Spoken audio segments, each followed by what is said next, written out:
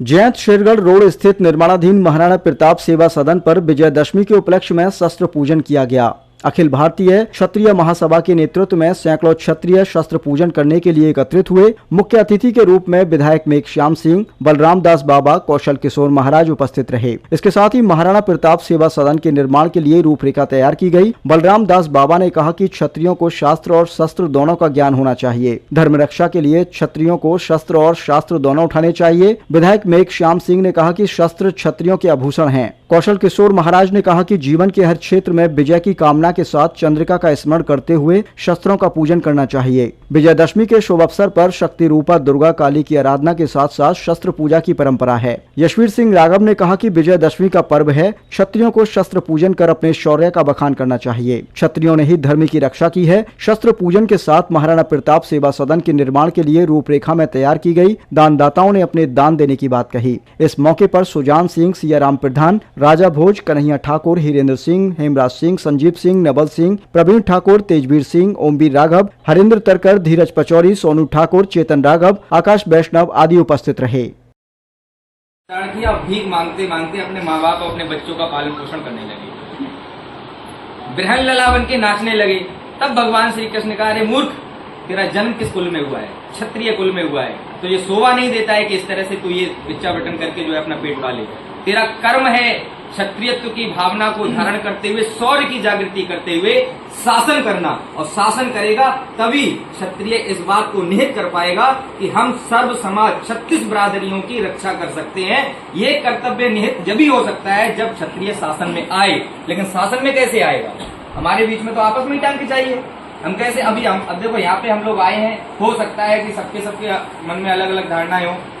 कोई किसी पार्टी से हो सकता है, हमारे प्रिय सहोदर भाई प्रवीण ठाकुर जी हैं यहाँ पे, ठीक है, वो हो सकता है किसी अन्य पार्टी से हो, आप अन्य पार्टी से हो, विधायक जी अन्य पार्टी से। लेकिन ये सब भावनाएं खत्म करनी पड़ेंगी। हमारे भीतर सिर्फ एक क्षत्रियत्व की भावना धारण करनी पड़ेगी। और उसके बाद में देखो, मैंने तो अपना संकल्प एक ही बार ले लिया है। मैंने कहा मैं तो उस पथ का अनुगामी हूँ जिस पर भगवान श्री कृष्ण ने अर्जुन को चलना सिखाया। मेरे सर्वप्रथम सबसे पहले जगत गुरु तो है ही वो, और मैंने भी अपना गुरु मान लिया। दूसरी बात, हमारे भीतर जो है ना, वो शौर्य की भावना होनी चाहिए जो विश्वामित्र जी के में।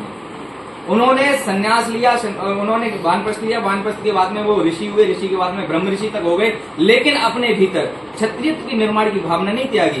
ब्रह्म ऋषि होने के बाद में भी भगवान श्री राम को शस्त्र और शास्त्रों की विद्या देके उनके विवाह तक कराने से लेके उनके यहाँ यज्ञ कर्म तक कराने तक की सारी भावनाएं उनके भीतर थी, क्योंकि उनके मन में भाव था कि क्षत्रिय को निर्माण होना चाहिए। इसलिए हम सबके भीतर देखो शस्त्र पूजन हो रहा है। मैं विधायक जी से भी एक निवेदन करूंगा, हमारे भारत में एक कम्युनिटी ऐसी है जिसकी 1% आबादी, सिख कम्युनिटी 1% आबादी वाले, और हम 20 से 25% की आबादी वाले शस्त्र धारण नहीं करते। लेकिन वो 1% वाले उन्होंने भारत सरकार से जबरदस्ती करके कटार रखने का अधिकार ले लिया, और हमारे पास में एक छोटी सी कटार रखने का भी अधिकार नहीं है। ये हमारे समाज पर लानत है। इसलिए मैं तो विधायक जी से कहूंगा कि मैं तो मुख्यमंत्री जी को पत्र लिख के भेजूंगा और सैकड़ों संतों से, क्षत्रिय महासभाओं से भिजवाऊंगा। विधायक जी भी सदन में एक बार इस विषय की चर्चा करके क्षत्रिय समाज की नाक को ऊंचा कराने का कार्य करें।